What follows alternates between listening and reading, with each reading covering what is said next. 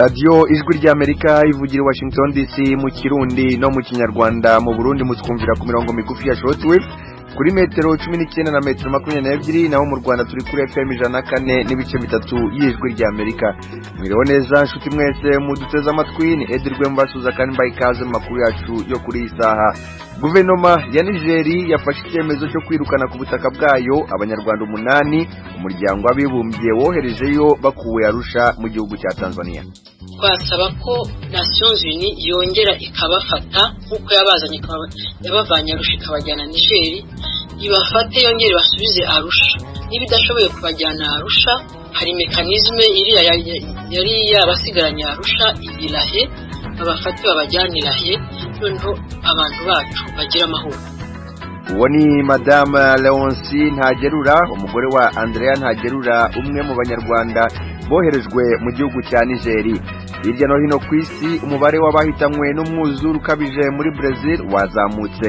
Israel nayo yagabye igitero cya misile ku butaka bwa Syria. Izo nkuru n'izindi ni mukanya mugume ku maradiyo yanyu. Amakuru yacu yo kuri isaha turahera ku makuru avugwa hirya no hino ku isi. Umubare w'abantu bahitanywe n'umwuzure ukabije muri leta ya Bahia mu gihugu cya Brazil wazamutse. Ni inkuru twateguriwe na mugenzi wacu Eugenia Mukankusi. Uwo mwuzure wabaye mu majyaruguru y'uburasirazuba bwa Brazil umaze guhitana abantu 20, mu gihe guverineri wa leta ya Bahia yatangaje ko ari amakuba akabije abaye mu mateka y'iyo leta. Yanavuze ko abatabazi barimo kwitegura guhangana n'indi mvura izagwa muri iyi minsi iri imbere. Leta ya Bahia hafi ya yose hituwe n'abantu bagera kuri miliyoni 15 yahuye n'ingaruka z'imyuzure yamaze ibyumweru nyuma y'amapfa igihe kirekire yaje akurikirwa n'imvura nyinshi. Imyuzure mu bice bimwe yari yakajije umurego mu ijoro ryabanjirije Noheli no mu gitondo cya Noheli, nyuma y'uko ingomero ebyiri zinaniwe gutega amazi bituma abaturage bashakisha ahantu hari ubutaka bwegutse. Abakozi b'ubutabazi bazengurutse umujyi wa Itabuna mu majyepfo ya leta ya Bahia bari mu twato duto, bagendaga bakura abaturage mu ngo zabo. Abo barimo n'abari basohotse mu mazu banyuze mu madirishya yo muri etaje ya kabiri. Guverineri wa Bahia Luis Costa kuri Twitter yavuze ko komine 72 ziri mu bihe bidasanzwe. Mu ijambo yavugiye kuri televiziyo, Costa yahuje ibyabaye ku ruhande rumwe n'amakosa yagiye akorwa mu gihe cy'imyaka myinshi. Aha yavugaga ku bijyanye n'ibikorwa remezo no gutegura umujyi. Urakoze Eugenia Mukankusi. Igihugu cya Israeli cyagabye igitero cya misile ku butaka bwa Syria. Icyo gitero cyangije byinshi nk'uko tubisobanurirwa na mugenzi wacu Oriane Tangishaka. Amakuru ava mu bice bitandukanye harimo no mu itororokanizo ry'amakuru y'abafaransa APF avuga ko icyo gitero cya Israel kuri Syria cyaterewe mu ruzi Mediterane kigigwa ku kivuko ca Latakia, aho cononye byinshi congera gituma hadukayo umuriro. Ikinyamakuru co muri Syria Sana kimenyesha ko ico gitero cabaye mu gitondo cyo kuri uno munsi wa kabiri. Latakia ni kivuko gikomeye cy'ubudandaji muri Syria, kibaye ikibanza ca kabiri kigizwemwo igitero muri uku kwezi. Israel kimaze gukora ibitero bitari bike ku butaka bwa Syria kuva intambara ya gisivili itanguye muri ico gihugu mu mwaka wa 2011. Igihugu ca Israel nticigera kivuga ku bitero gikoze, ariko kiremanga ko gihora gikora ibitero ku migwi y'abagwanyi canke ku bidandazwa bimwe bimwe bijabuka muri Syria mu mugambi waco wo kugwanya ko Iran igira icicaro gikomeye muri ico gihugu. Radio Ijwi ry'Amerika, amakuru avugwa hirya no hino ku isi. Umujyanama wa ONU kuri Libya yasabye iki gihugu kwihutira gushyira ingufu mu bijyanye n'amatora, ni nyuma yuko amatora muri ico gihugu asubitswe. Ni inkuru nanone twateguriwe na Eugenia Mukankusi.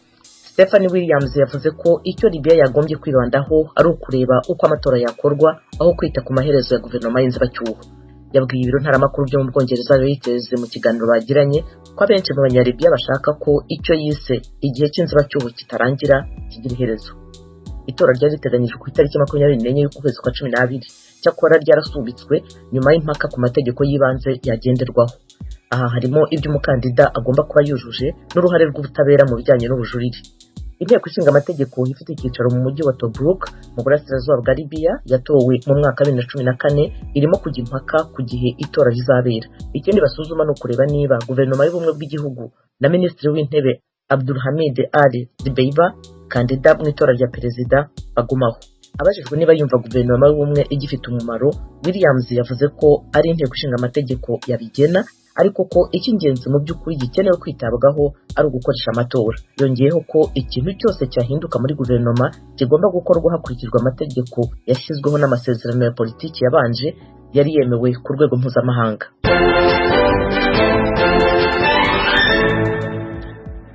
Barakoze bagenzi bacu Oriane Itangishaka na Eugenia Mukankusi batugejejeho amakuru avugwa hirya no hino ku isi. Tubibutse ko iyi mwumva ari radio Ijwi ry'Amerika ivugira i Washington DC mu Kirundi no mu Kinyarwanda. Mushobora kandi gukurikira ibiganiro byacu munyuze ku rubuga rwacu rwa internet kuri wa3.radio.voa.com. Mukanya turanyarukira mu karere k'ibiyaga bigari.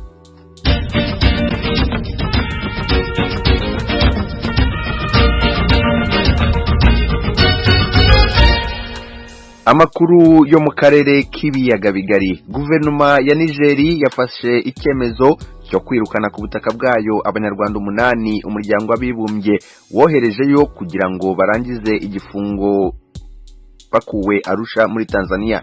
Mugenzi wacu Timishimwe aratubwira iyi nkuru.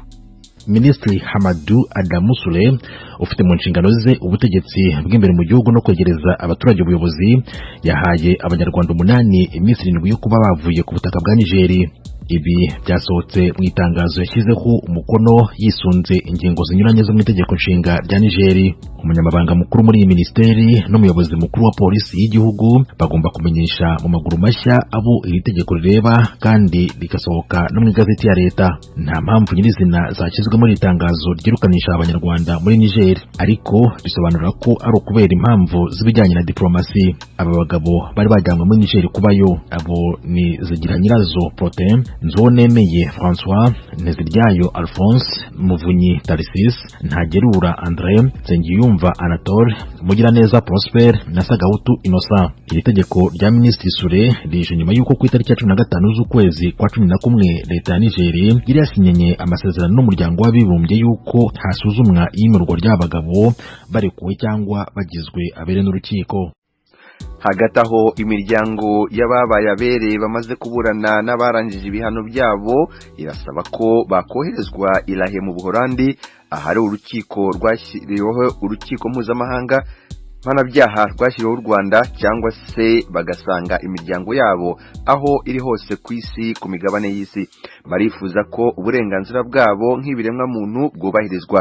Madame Leoncie Ntagerura yabwiye mugenzi wacu Venuste Nshimiyimana icyo batekereza kuri icyo cyemezo cya leta ya Niger.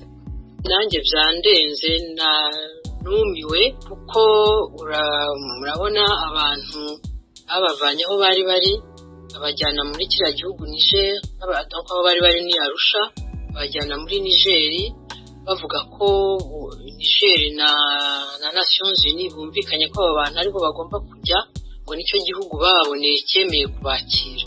Bahageze rero ku itariki ya 6 z'ukwa 12 nibwo bahageze. Noneho uyu munsi wa mbere kuri iyi tariki y'uyu munsi babazaniye ibyo bipapuro bibabwira ko bagomba kuba bavuye muri icyo gihugu. Numiwe, ntabwo sinzi ukuntu nabibabwira. Numiwe cyane kubona babavana ahantu bakahageza ahandi kandi bavuga ko bemeye kubakira. Noneho rero bakababwira bati tukibashaka kuri iki gihugu. Nanjye byandenze, ntabwo nabona uko mbisobanura. None se baba bamenyeshejwe igihugu bazajyamo n'ibirukanwa muri Niger?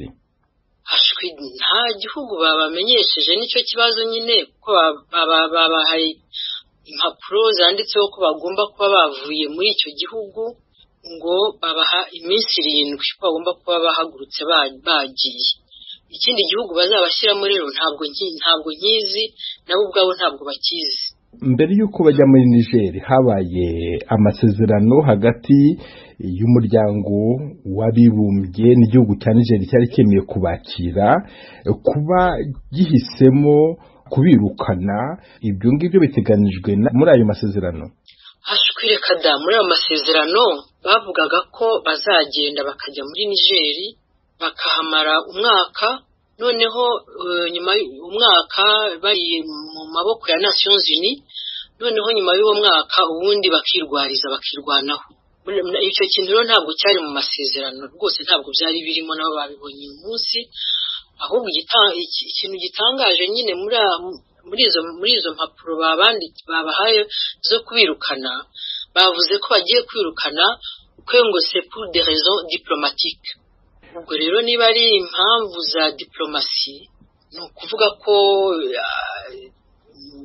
muri izo diplomasi ubwo sima ko hari igihugu kitishimiye ko abantu bari aho ngaho baba muri icyo gihugu, kikaba cyayimenyesheje Niger nayo igafata ibyo byemezo. None se baramutse birukanywe uko babimenyeshejwe, murumva igihugu bazajyamo ari ikihe hakurikijwe nk'uko mubivuga izo mpamvu za diplomasi? Mu by'ukuri ngiye ku giti cyanjye nta gihugu numva icyo twari twizeye kuva na kera, kuva bakiri na Arusha, TPI yari yarabemereye kuzabafasha gushaka ibihugu bajyamo. Twebwe twumvaga ko abantu bacu harimo baciwe imanza bababere, ntabwo bagizwe abere nk'uko njya numva abantu bamwe babivuga. Abantu babaye abere ntabwo bagizwe abere, baraburanye baratsinda bababere. Noneho rero abo bantu bacu twumvaga ko nk'uko TPR yari yabyemeye babatuzanira twebwe imiryango yabo, bakabadushyikiriza abantu bacu bakaza mu miryango yabo. Kimwe n'abo ngabo bandi barangije ibihano bakaba barafunguwe, nabo nuko bagombaga kujya mu miryango yabo. Ubwo rero ikindi gihugu bashaka kubashyiramo ntabwo nkizi. Icyo twasaba ubungubu baracyari mu maboko ya Nations Unies. Uko byagenda kose Nations Unies nibizi ibyo bintu, twasaba ko Nations Unies yongera ikabafata nk'uko yabavanye Arusha ikabajyana Niger, ibafate yongere basubize Arusha. Niba idashoboye kubajyana Arusha, hari mekanizme yari yabasigaranye Arusha irahe, babafate babajyanirahe, noneho abantu bacu bagira amahoro. Ntabwo numva rero ikindi gihugu gishobora kubakira icyo ari cyo. Madame Leoncy Ntagerura, ndabashimiye cyane ku bw'aka kanya muhaye Ijwi ry'Amerika. Nijye bashimiye. Muri Repubulika ya Demokarasi ya Kongo haravugwa abaturage bo mu ntara ya Kivu y'Epfo iri mu burasirazuba bakoze imyigaragambyo yo kwamagana amasezerano hagati y'u Rwanda na Kongo yo kohereza abapolisi b'u Rwanda gukorera mu mujyi wa Goma mu ntara ya Kivu ya ruguru. Ni inkuru twateguriwe n'umunyamakuru w'Ijwi ry'Amerika Vedaste Ngabo. Hirya no hino mu bice bitandukanye by'intara ya Kivu y'Epfo biriwe mu mazu, nta mirimo yakozwe. Mu mujyi wa Uvira mu birometero bigera kuri 7 uvuye ku mupaka wa Kavimvira uhuza Repubulika ya Demokarasi ya Kongo n'igihugu cy'u Burundi, amasoko yafunzwe, abanyeshuri ntibize, amaduka yiwafunze, ndetse n'ibinyabiziga ntibyagaragaye mu ibarabara. Adrien Zawadi ni umuyobozi wa societe civile mu ntara ya Kivu y'Epfo yabwiye Ijwi ry'Amerika ku murongo wa telefone ko bakoze imyigaragambyo yo kwanga ko igipolisi cy'u Rwanda cinjira muri Kongo bitewe n'uko igihugu cy'u Rwanda gishinja ubwicanyi bwinshi bwakorewe muri Kongo. Yagize ati Rwanda ni mmoja katika manchi zilizotuletea usalama mdogo kwa eneo zetu za u Rwanda rwateje umutekano muke iniwacu kuva mwaka 1996. U Rwanda rwateye igihugu cyacu ngo ruje kurwanya inyeshyamba zabo. Hari inyeshyamba zagiye zishigikirwa n'u Rwanda mu guteza umutekano mukino, none ngo nibo bazaza kuturindira umutekano. Ntabyo dushaka. Bamwe mu bacuruzi bo muri Uvira bavuga yuko imyigaragambyo y'uyu munsi yabahombeje cyane bitewe nuko batakoze. Twebwe twacuruzaga inka tugacuruza n'inyama, ariko hakaba n'abandi bari pembeni yacu bacuruza indagara, bacuruza intoryi, bacuruza ibintu byinshi by'ibiribwa, kandi ibyo nizo bibabeshaho kugira ngo barye nimugoroba, ariko uyu munsi ntabakoze. Hakaba abandi batwara amamoto, abadariste, amamodoka baje Bukavu, baja i Burundi, ariko uyu munsi bose nabo ntibakoze kandi nico kibabeshejeho. Ariko uyu munsi twahombye, twavuze nico dukora, twavuze naho turangurira, twavuze naho tugurira n'ibintu byinshi. Hari abasanga societe civile zo muri intara Kivu y'Epfo zare zikwiriye gukora imyigaragambyo yo kwamagana imitwe yitwaje ibigwanisho y'abanyamahanga iri muri territoire ya Uvira aho gukora imyigaragambyo y'abantu bataragera muri Kongo. Felix Serugayi ni umushakashatsi wigenga muri Uvira. Je simbona impamvu bavuga ko bariyama abapolisi b'abanyarwanda kuza muri Kongo mu gihe nanone aha dufite za Red Tabara muri imisozi ugasanga ntabwo na rimwe bakoze imyigaragambyo bashaka kubirukana no kugaragaza ko bahari ariko ico kinyereka ko bafite icyo twita complicité no kuvuga ngo abangaba nibo babazanye ibo barabemera abo barimo bazanye nkaho bitabaciyemo nta mpamvu rero yo kuba abantu bakora iyi manifestation journée morte mu gihe haruguru huzuye inyeshamba nyinshi nta na rimwe bakoze iyo manifestation ngo bayange. Mashimango Mafikiri ni umuyobozi wungirije wa societe civile muri Uvira avuga yuko kenshi na kenshi bagiye bamenyesha inzego za leta uko imitwe yitwaje ibigwanisho y'abanyamahanga yinjira mu misozi miremire ya Uvira yumvikanishije yuko tariki ya 25 y'ukwezi kwa 12 umwaka wa 2021 bavuze yuko hari abasirikare b'u Burundi binjiye muri Uvira. Yagize ati migomo bari tushafanya mara mingi sana, tulilamika mara mingi sana par rapport na infiltration des groupes armés. Là, je prends les cas récemment, le 25 à le 24, il y a eu infiltration, il y a armée, il y a eu moins armée burundaise, plus de 380 personnes. Armée burundaise il traversait facilement on était Kitemeko. Kwagiye dukora imyigaragambyo inshuro nyinshi twamagana uburyo imitwe yitwaje ibigwanisho yinjira. Tariki ya 25 y'ukwezi kwa 12 hari ingabo z'u Burundi zirenga 380 zije ahitwa Kitemesho bazamukira mu misozi ya Lemera banyura ahitwa Kidote Nyawera bajya ahitwa Gifuni. Ministre Muyaya Patrick umuvugizi wa leta ya Kongo mu biganiro bitandukanye yagiye agirana n'ibitangazamakuru bitandukanye akana yuko nta polisi y'u Rwanda iri muri Kongo kandi ko nta mushinga bafite wo kuzana igipolisi cy'u Rwanda muri Kongo.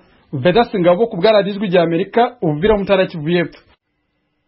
Radio ijwi rya Amerika ivugira i Washington DC mu Kirundi no mu Kinyarwanda. Umurundikazi Vaniela Irakoze niwe uheruka kwegukana ikamba rya philanthropy mu karere ka Afrika y'Uburasirazuba. Na marushanwa yabaye tariki ya 11 z'uku kwezi. Arifuza kwita ku bibazo by'abana bavukira mu magereza. Yaganiriye na mugenzi wacu Oriane Tangishaka atangira mubwira ibijyanye n'iryo rushanwa yarimo. Vaniela Irakoze mwigeme ndamenyereye kuvuga imyaka yanje ni imyaka 25 niyo afise nk'abandi umurundikazi naheruka mu higanwa ryiswe Miss Philanthropy Africa. Iryo higanwa ryabereye mu gihugu ca Nigeria muri Abuja.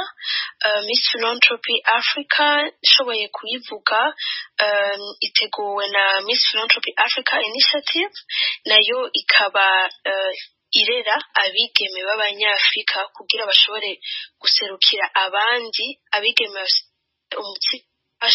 abigeme umutima wo gushaka guhindura Afrika, abigeme kandi bashaka guhindura no guteza imbere abana ba Afrika, abigeme ba Afrika. Ego abataraye babizi yuko wari usanzwe baragiye mu yandi mahiganwa ayandi mahiganwa wagiyemo mbere y'inyina yahe byari bimeze gute naho nyene? Mu bihumbi 2017 naragiye muri Miss Burundi, hanyuma ndaja muri Miss University Africa muri 2018. Mu 2017 nari mfise iyo projet nyene yo gufasha abana bavukira mu mabohero babarerwayo hamwe n'abavyeyi babo.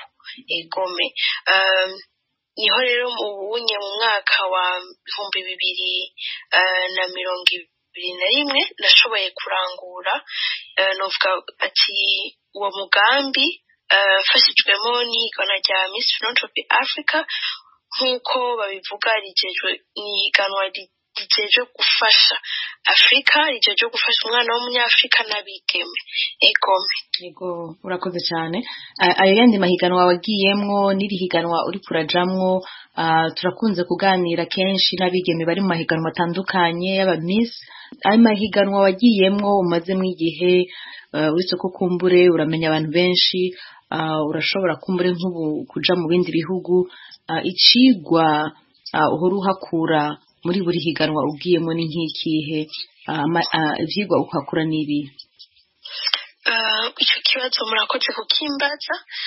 Icyo ushobora kuvuga nuko nkuko nababwiye natangwe muri Miss Burundi 2017. Sinabaye wa mbere ndaja muri Miss Africa ntabwo nabaye wa mbere. Novuga ati bwa mbere nta nta butsindwa ahari. Utanguye kwiyumvira ko watsinzwe novuga ati kabisa ubwa mbere waba watsinzwe mu mutima.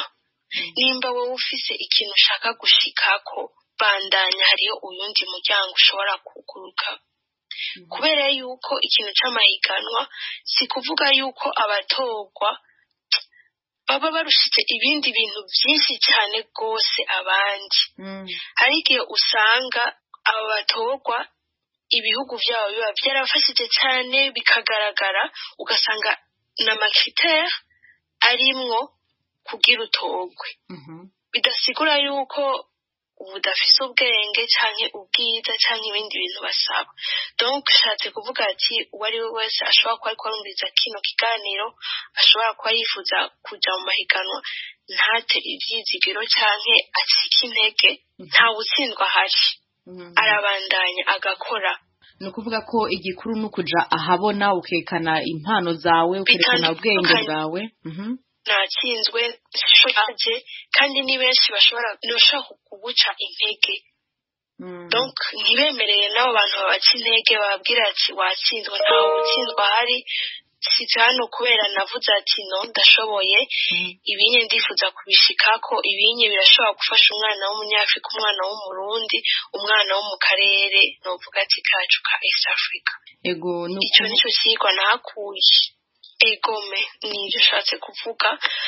Bitandukanye yuko utowe biraguha platform, biraguha izina, biraguha kumenyekana, bigatuma ico gikorwa ushaka gukora coroha. Kandi bitavuze yuko udashobora no gutangura yuko utaba watowe. Ego nivyo. None muri ayo mahiganwa hoba hari ibintu bishobora kuba bitagenda neza kumbure byoca intege umwigeme canke bituma bamwe bataja muri ayo mahiganwa, vyo bari nk'ibihe biba biri muri ayo mahiganwa? Umbajije ikibazo kigoye kandi coroshe kuko inyishu irahari. Ikintu novuga c'abamisa mahiganwa nticoroshe. Abantu bashobora kuba bayibona ku masanamu, umuntu akagira ngo ni ukwifotoza canke iki, mugabo birarenze aho. Novuga ati harimo stress. Rero umaze no gutorwa cyangwa umaze no gushika imbere niho bigoye cyane.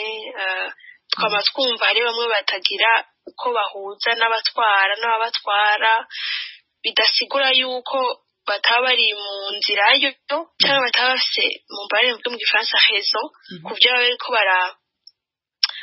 barashaka kuvuga, mugabo ugasanga nyene sawa bivugira cyane nyene abandi bayibona umengo byose ni sawa ariko si sawa, kuko twaragiye turabona amahiganwa amwe ahagarikwa bihagarara. Sinzi ko mwabonye hariyo Miss Burundi igeze kuhagarara, turamara nk'imyaka ingahe itaba. Ego kubera yuko hariho ibitari bigenda neza. Ariko Imana ishimwe, nibaza uyu mwaka benshi barashimye. Ego donc bisigura ati ibyo ntibishobora guca intege umuntu. Ibindi bihugu hashobora kuba hariho nk'amashyirahamwe ashobora kuhavugira abo bakobwa, cyane cyane hageze ikintu cyo nk'amakontra, niho usanga kenshi mudahurizako. Mwebwe muba mukiri abakobwa, hariyo na bamwe muba mukiri kumwe usanga baba bafise nuvuga ati ubwoba bwo kuvuga, ugushira amanga, cyangwa abandi bagaca babizwa no gushira isoni kubera basi ikintu, ariko ugasanga icyo kintu ntikigwavantaja, cyavantaja bajya abatwara. Aho rero ni kumenya ingene ubyifatamwo, urondera uvuga ati nk'umuntu yize amategeko agashobora kugusigurira kontra. Ahanini nicyo gikunze kugora abantu, kuko ari igihe usanga hariyo n'abashaka kuba sinyise nk'amakontra mutaratoga, ugasanga amakontra natahuritse. Bisigura utari umuntu avuga ati jewe ndabihagaritse, ndashoboye kuvuga ati oya, n'ibintu bitaba byoroshe. Ibintu bitaba byoroshe, ushaka kujyamo wese aramenya ingene avyifatamwo, kandi byose bivana n'abo muba muri kumwe aho mvugishije ukuri kw'ibintu uko biba bimeze birumvikana cyane kuko nk'uko bivuze si amafoto gusa no gusa neza imbere y'abantu ariko birasaba yuko uba ufise ubwenge bwo kumva icyo kontra ivuga byo kumva icyo uzokora inshingano ryawe ngene uzorirangura haba harimo utuntu twinshi umwigeme aba akeneye guhanga amaso aba akeneye kwitaho imbere y'uko atangura ivyo bikorwa byo kuja mu bamise none wowe wavuze yuko umaze kuzijamwo zibiri zitatu ubona iki gikorwa cyo gukorera imigambi yawe biciye mu bamise biciye mu mahiganwa uzokibandanya mu yandi mahiganwa canke wifuza kuzokorera mu buhe buryo mu myaka iri imbere cyane cyane nk'iki gikorwa wihaye cyo kugerageza gufasha abana bo mu mabohero?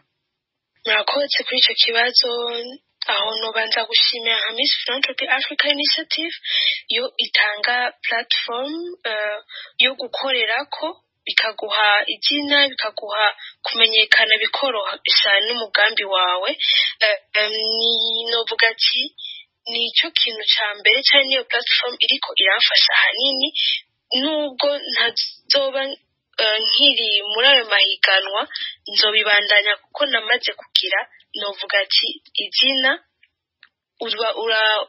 muri ako kanya uragerageza gukora ku buryo nimba ushaka kubibwira ubuzima bwawe uramaximiza ikintu cyose uramaximiza uwo mwaka wose wahenye yawe kugira nubwo uzohera uzoba wakoze ikintu kizoba cyakoze kuri sosiyete yawe no mu karere ushobora kuba waratowemwo ni kuvuga yuko nubwo umwaka uzoba waheze uyu mwaka utanguye ndifuza gukora ibintu byinshi bitandukanye ku buryo nubwo hoba mu 2023 nzoba nubakiye ku kintu kizoshobora kumfasha no kubandanya gukora n'indi myaka yose izoba isigaye atari kubikora gusa kuko uko imyaka igenda niko imyaka yiwe yegereza yo gutaha ntitubaho eterneremo ariko ahanini umuntu nuko impacta nuko influence abandi gukora ico kintu kuko twebwe turabagenda ariko ahanini abari nyuma bakatwigirako ukababwira ko vyoroshe nkajewe kuvyerekeye abana bo muri prison nivyo ntihoroshe gukorera mu mabohero ariko birashoboka nifuza yuko nshobora kwereka abantu ati ibintu bigenda uku abana mu mabohero bakeneye ibi n'ibi turi kumwe ntari jenyine byose birashoboka kuko amabohero aratandukanye amabohero ni menshi amabohero mu karere ka East Africa ni benshi abana baradukeneye twese ego ni igiki cagutumye wiyumvira iki gikorwa wabonye ico kibazo cifashe gute mu Burundi aho usanzwe uba uri ubwa mbere novuga ati nagiye kumenya ko abo bana babaho nkuze nari mfise nk'imyaka 16 hariho novuga umukuzina yitwa Gaga Onsira Gracia bamwe bashobora kuba bamuzi yatanguye kuzaragendera abo bana bigitangura natahura umengo ni aba mineur sinumva yuko akana gato akabebe kuja kuba mu mabohero ariko akambwira ati oyaha ni umwana muto numva ndatangaye numva yumvira none babayeho gute iskariyo none abantu babazanira ibintu muri prison numva ntangoye kwiyinteresa ntangoye ushaka